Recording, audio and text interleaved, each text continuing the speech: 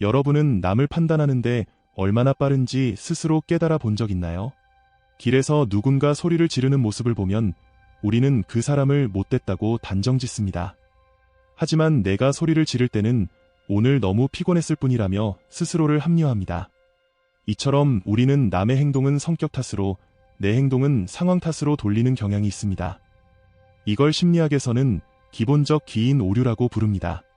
그런데 현실에서 이런 판단 오류가 자주 발생한다면 온라인에서는 어떨까요? 인터넷은 이 현상을 극단적으로 증폭시킵니다. 우리는 서로를 비난하고 조롱하는 커뮤니티에 참여하며 끝없는 논쟁과 비난의 무대에 점점 중독됩니다.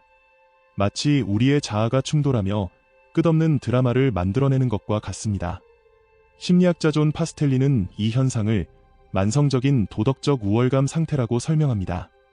소셜미디어는 우리로 하여금 악은 언제나 적에게 있다고 믿게 만들고 우리가 가진 비논리적이고 어두운 면을 의도적으로 외면하게 만듭니다. 결국 우리는 스스로를 감시하는 디지털 파놉티콘 속에서 갇히고 말았죠.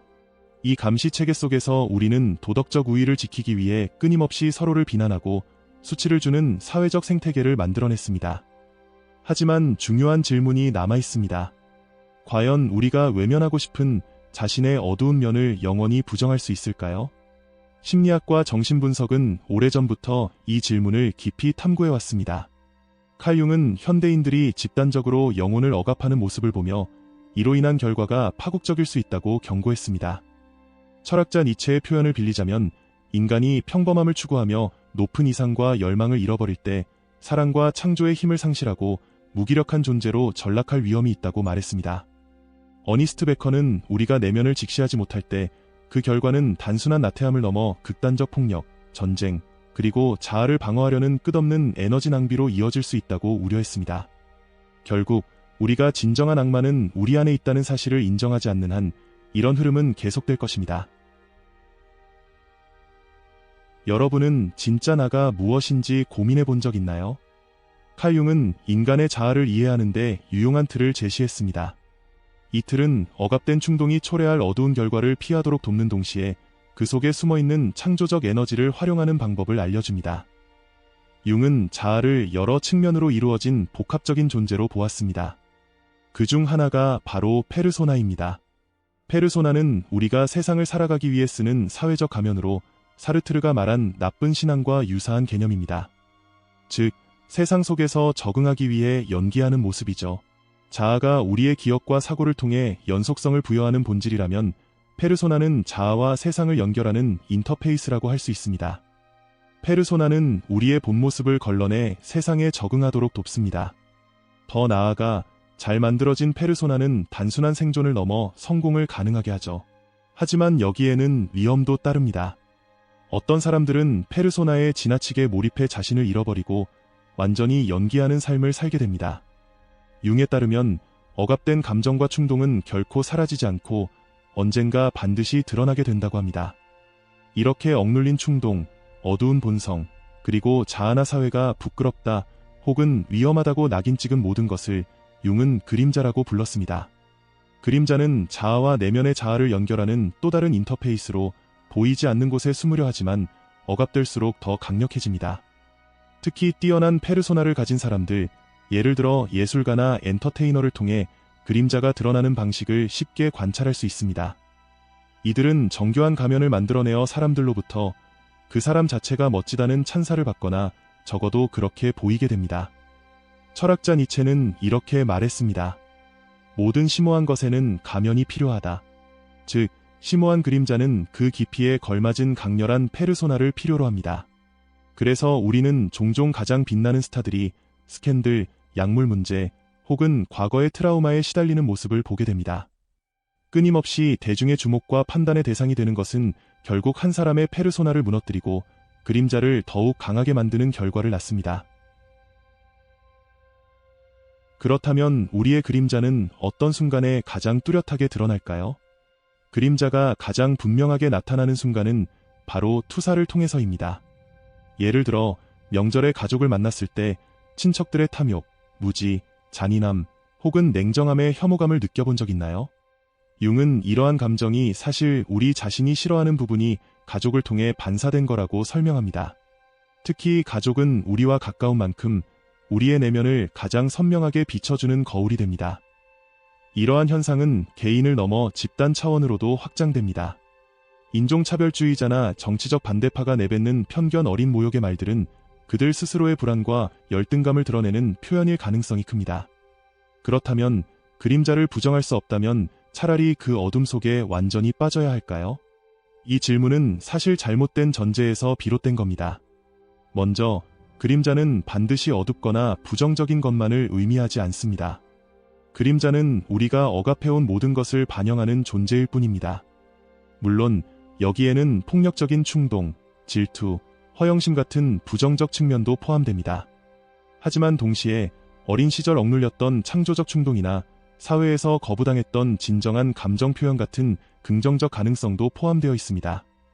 융은 우리가 그림자를 부정하거나 완전히 동일시하는 대신 로버트 존슨의 말처럼 의식적으로 그림자를 통합해야 한다고 말합니다. 간단히 말해 내가 되고 싶지 않은 모습을 진지하게 직면하고 이를 자신의 일부로 받아들여야 한다는 뜻입니다. 먼저 융 심리학 치료가 얼마나 타당한지 간단히 살펴보겠습니다. 정신분석학은 오랫동안 실증적 검증이 부족하다는 비판을 받아왔습니다. 하지만 주목할 만한 연구 결과도 있습니다. 2013년에 발표된 메타 분석에 따르면 융심리학 치료는 심각한 증상을 겪는 환자들을 심리적 건강 상태로 이끌었으며 그 효과가 최대 6년 동안 안정적으로 지속됐습니다. 물론 융심리학 치료가 과학적으로 권장될 만한 치료법으로 자리 잡으려면 더 많은 연구가 필요합니다. 그럼 다시 융의 이론으로 돌아가 그림자를 어떻게 다뤄야 할지 살펴보겠습니다. 융은 그림자의 90%가 순금이라고 말합니다.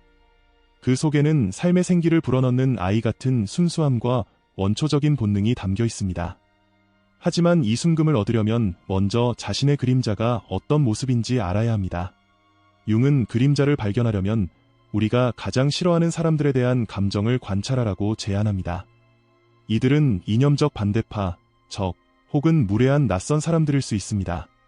예를 들어 여러분이 당당함은 곧 이기적인 것이다라는 믿음 속에서 자랐다고 가정해봅시다. 시간이 흐르면서 여러분은 다른 사람들에게 순응하며 친절하고 조용히 살아가는 모습을 만들어갑니다. 이것이 바로 여러분의 페르소나입니다. 그러나 내면 깊숙이에서는 당당한 사람들을 경멸하며 그들을 이기적이라고 단정짓거나 정말 이기적일지도 모른다고 생각합니다. 그러나 여기서 중요한 것은 그 판단이 옳고 그르냐의 문제가 아닙니다. 어쩌면 여러분의 그림자 속에 당당함이라는 가능성이 숨어 있을지도 모릅니다. 이는 억눌린 감정이 통합되어야 한다는 신호일 수 있습니다. 이 감정을 충분히 들여다본다면 어둠 속에서 순금을 발견하고 억눌린 측면을 더 온전한 자아로 통합할 수 있을 것입니다. 또한 내면을 향해 깊숙이 들어가 자신이 가장 싫어하는 부분이나 스스로 가장 약하다고 느끼는 순간에 하는 행동들을 탐구할 수도 있습니다. 니체는 평생 스스로를 찾아가는 과정에서 끊임없는 고통을 겪었던 극단적인 사례입니다. 작가 슈테판 츠바이크는 니체를 이렇게 표현했습니다. 그는 모든 사람과 현상을 스쳐 지나가며 자아에 가까워질수록 혹은 가까워지는 듯 보일수록 자신으로부터 도망치고자 하는 갈망이 더욱더 열렬해진다. 그의 존재는 더 급진적으로 변화하며 그는 끊임없이 스스로를 갉아먹고 홀로 불타오르는 길을 간다. 이처럼 내면의 그림자와 직면하는 과정은 고통스럽지만 이를 통해 우리는 더 깊은 자아로 나아갈 수 있습니다. 그림자와 통합하는 데 반드시 고독이 필요한 것은 아닙니다. 융은 트릭스터라는 원형이 가진 유용성을 강조합니다. 트릭스터는 사회가 부끄러워하거나 배척하는 열등한 특성을 상징하는 그림자적 인물로 전설과 이야기 속에서 자주 등장합니다. 갈림길에서 영웅을 만나면 그들의 교만을 구원하며 개별화의 길로 이끄는 존재입니다. 여기서 저는 융의 이론과 빅터 터너의 경계성에 대한 인류학적 연구 사이에서 흥미로운 연결점을 발견합니다. 경계성은 사회적 구조를 일시적으로 멈추게 하는 상태를 의미합니다. 터너는 이러한 상태가 인간 사회의 유대와 관습을 일시적으로 해방시킨다고 설명합니다.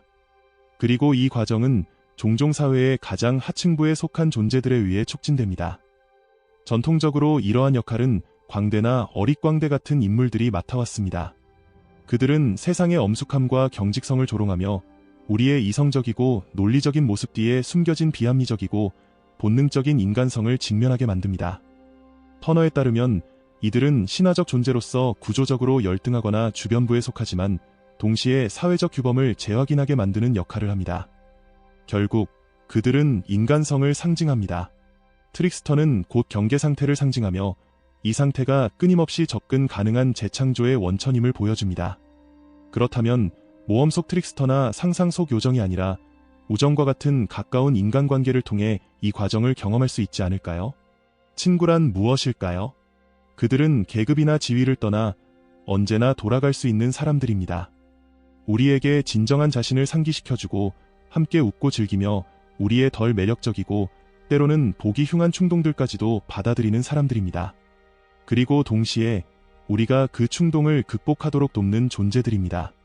이런 면에서 저는 그림자 작업의 여정이 진정한 우정과 깊이 연결되어 있다고 봅니다. 경계성을 경험하는 것은 개인과 사회 모두에게 그림자를 직면하는 일입니다. 이 과정은 분리, 고통, 혹은 피로와 같은 상태를 동반할 수 있습니다. 우리는 자신 안의 어두운 면과 정직하게 마주해야 하며 그 과정을 통해 그것을 감사하는 마음으로 받아들일 수 있게 됩니다. 융의 말에 따르면 그림자가 악을 품고 있는 것이 아니라 오히려 빛을 피하려는 것이 진정한 악이라고 합니다. 그림자가 의식의 영역으로 들어오게 되면 우리는 비로소 온전한 자신으로 나아갈 수 있습니다. 이것은 쉬운 과정이 아닙니다. 때로는 고통스럽고 혼란스러운 순간들이 우리를 덮칠 수도 있습니다. 하지만 그 과정을 통해 우리는 억눌렸던 가능성과 숨겨진 힘을 발견하게 됩니다. 그림자를 직면하고 받아들이는 순간 비로소 우리는 진정한 빛을 발할 수 있습니다. 오늘 이 여정을 함께 해주셔서 진심으로 감사합니다. 이 과정은 끝이 아니라 또 다른 시작일 것입니다. 앞으로도 함께 걸으며 더 깊은 이야기들을 나눌 수 있길 바랍니다. 그럼 다음 시간까지 부드럽게 걸으며 깨어있는 하루 보내세요. 저는 알씨였습니다. 다음 영상에서 다시 만나요.